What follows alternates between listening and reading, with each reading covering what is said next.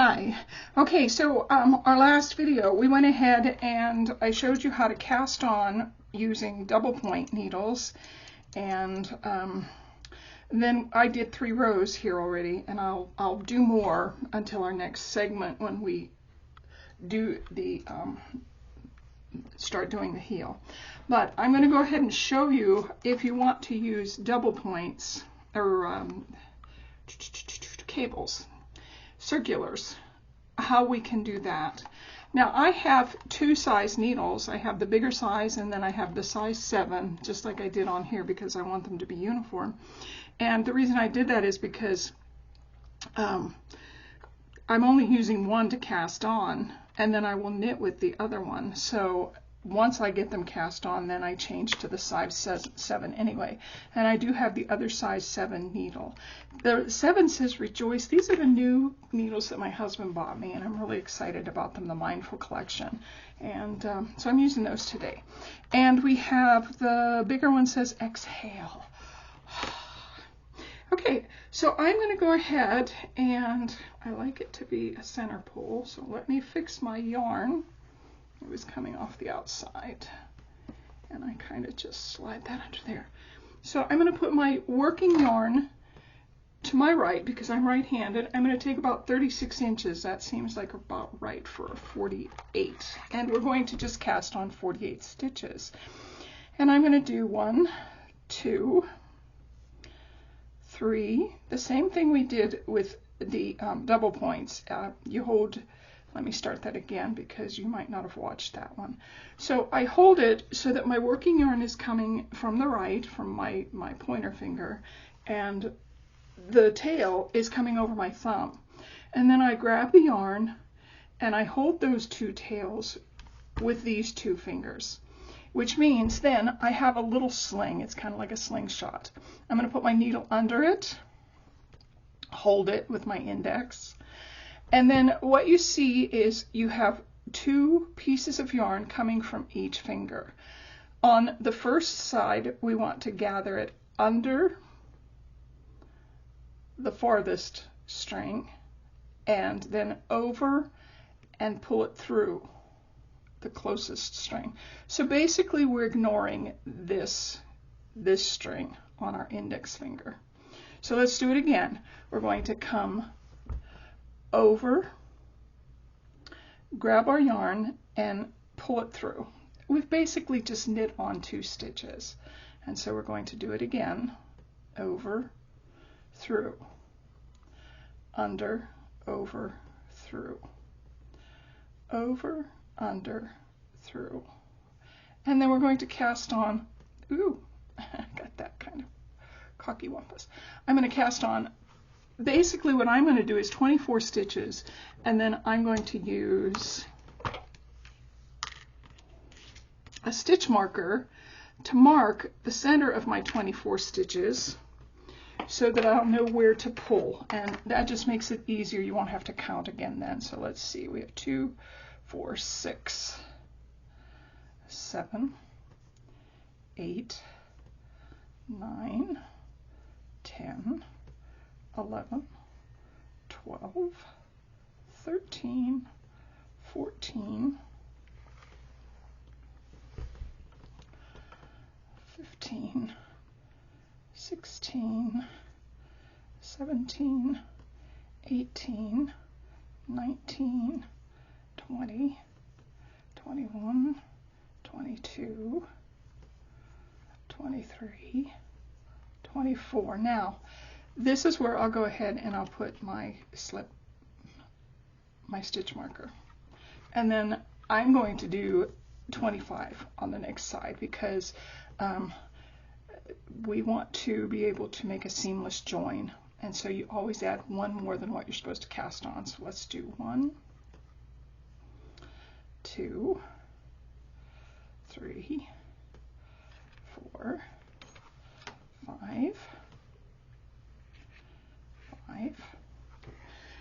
The reason I'm using a bigger needle to cast on is you want your cuff to be fairly stretchy, And if you use the same size that you knit with, sometimes it's not stretchy enough and you get into a bind.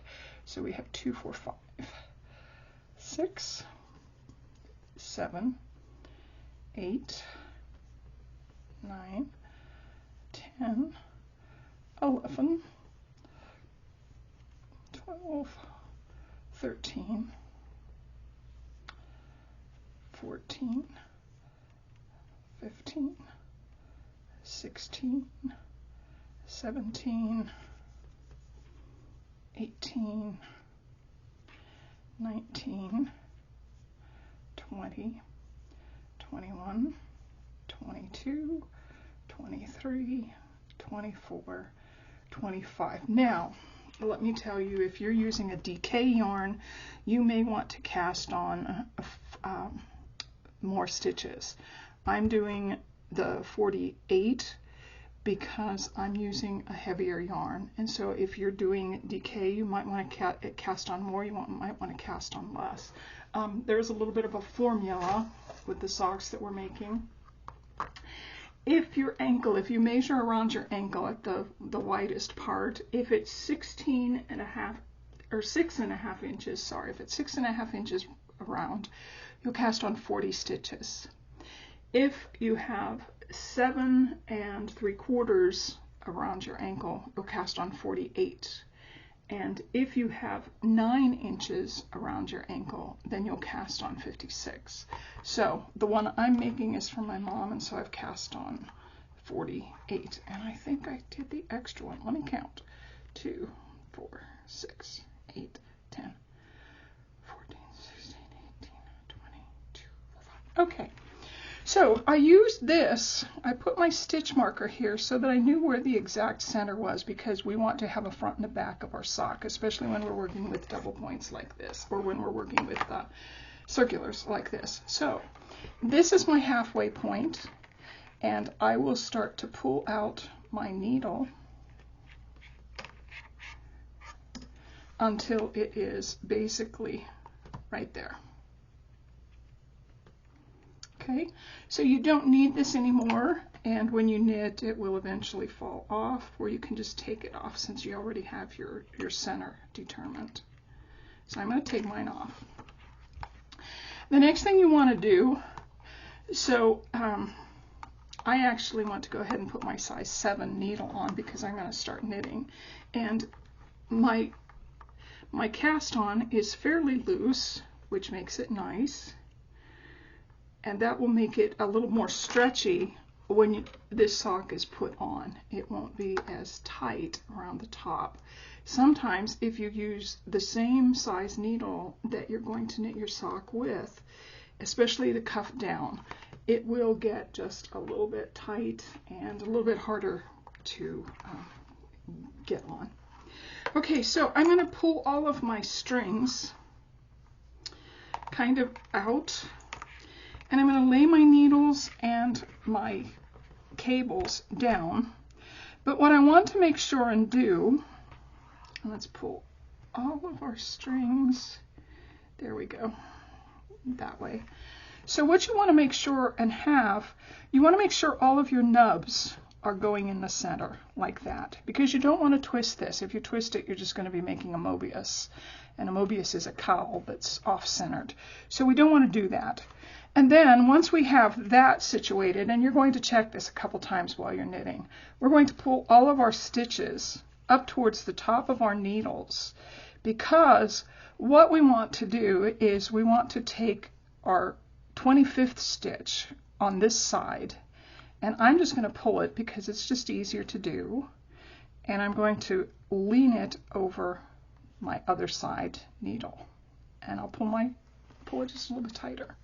Okay, now you can go ahead and pull the right side needle out and use it to pass one of your stitches from your left hand needle over.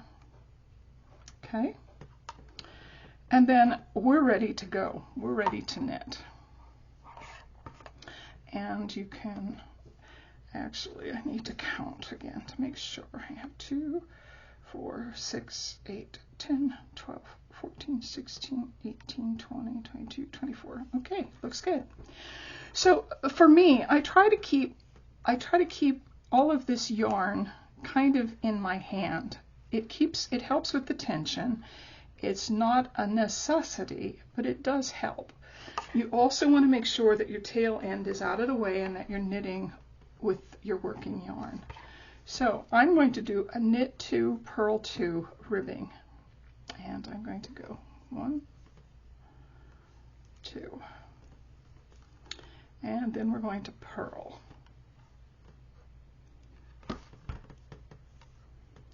So what you see with my needles is I have part of my cable on my right hand side and part of my cable on my left hand side.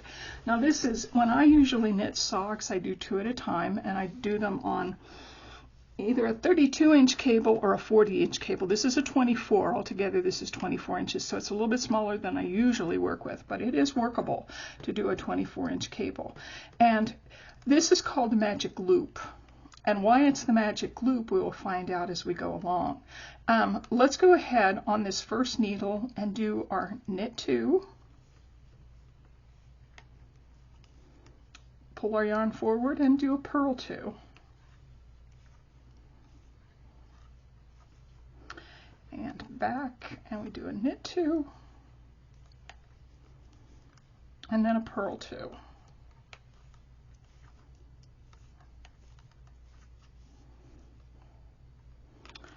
And then knit 2. At some point you'll want to let go of that other cable. It's just to kind of get you started to keep your tension right at the first few stitches. Purl 2. And then knit 2. Now the first part is going to be a little bit wonky, but we are going to fix that. And we knit 2, so we want to purl 2.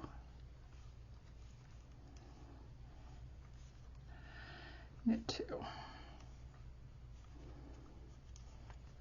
purl 2, and since I have 24 stitches on each needle, I should end up with 2 purls, which means I can start with 2 knits. Now what you see is your cable has become very big.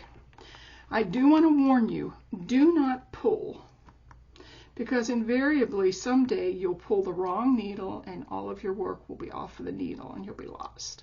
So what I do is I go ahead and push my cable through my stitches until they get to my needle. And again, I will try to keep the 2 stitches at the beginning of my needle close together. And this helps not to get ladders, and we'll talk about ladders in just a little while. But once I've pushed my stitches close to the tip, then I can pull, and you want to make sure that your working yarn is coming off the needle that you're going to pull. Then you're going to pull your needle out, leave yourself a little bit of a tail, and start knitting again. And don't pull that first stitch very tight, because you can get so tight that when you go to knit on the next side, you can't get the stitch up over your needle, because you can see the cable's very thin, the needle's a little bit thicker. Okay, so let's go ahead. We did 2 knit. Let's do 2 purl. And we're going to do that to the end of this needle. Now, both needles comprise one whole row. So if you've only done 1 needle, you're not finished with your row.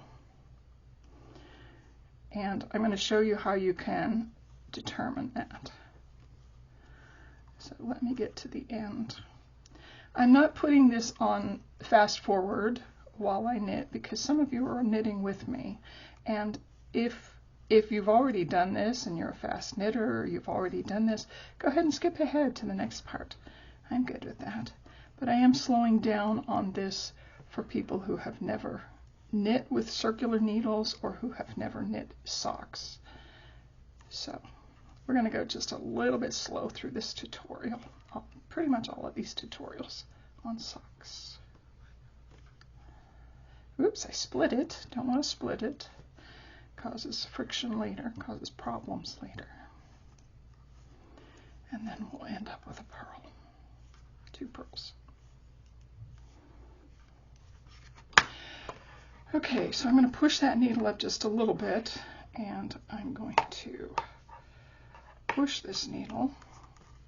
And the way you can tell that you have finished an entire row is your tail should be at the top with your working yarn. That's how you can tell. You can also, if you like, take one of your stitch markers and put a stitch marker on one of your stitches. And that will show you that you've finished a row also. That's perfectly fine, not a problem. Okay, so again, I'm going to push this down, and I'm going to move that out of the way, and I'm going to pull this needle. I'm going to try and keep those two with my hands kind of together. And I'm going to pull this needle, and you can see I left myself just a little bit of room. And then I'm going to go ahead and do it again. That is called the magic loop.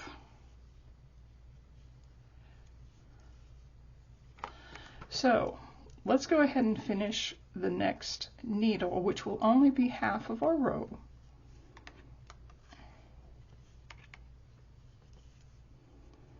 I did put my 8 away, didn't I?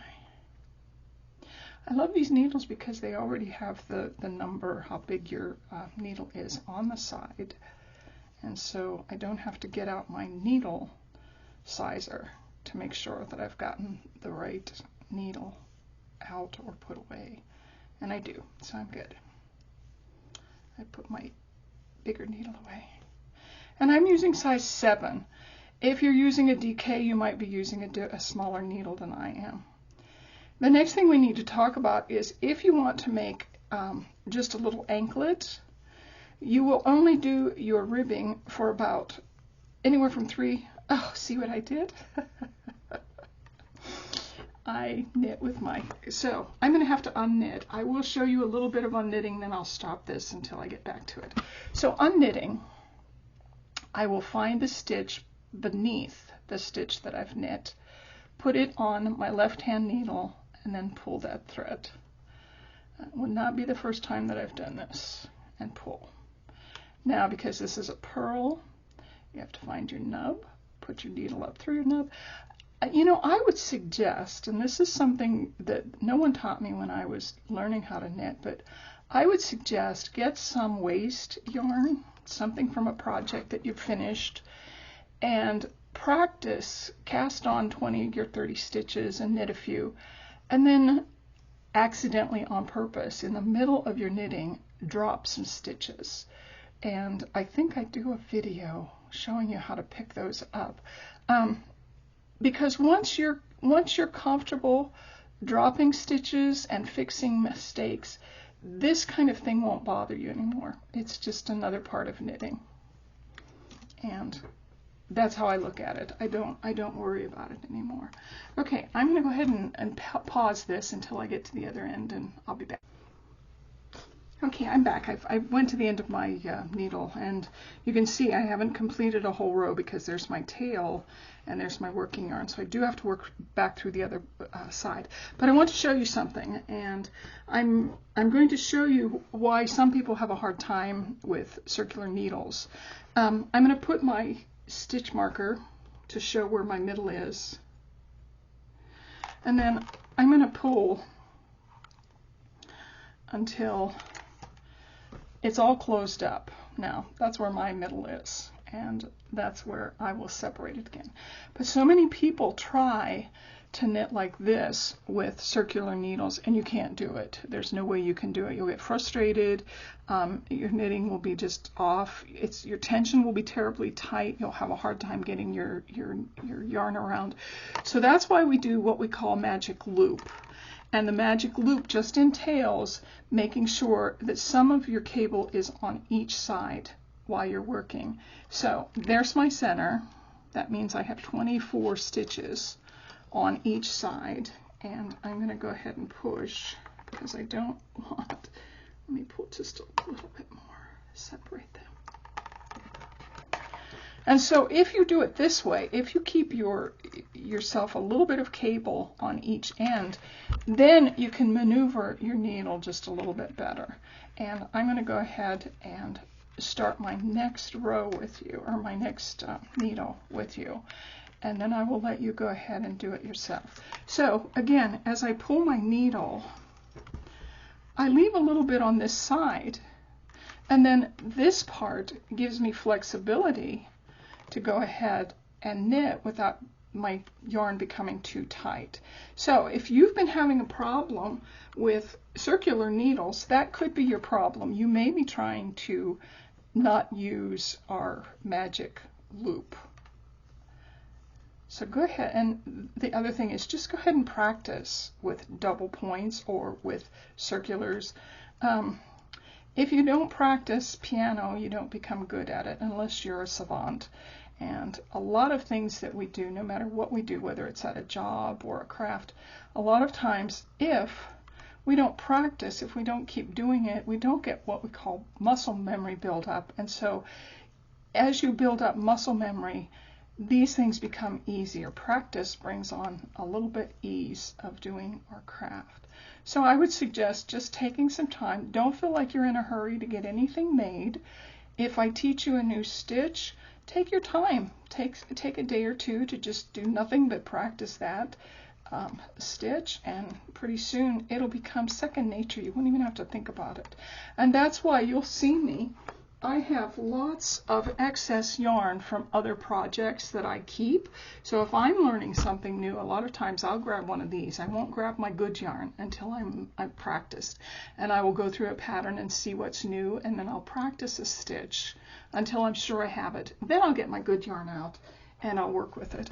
And as you start gathering some of your excess yarn like that, I suggest that you go ahead and keep it and then practice with it.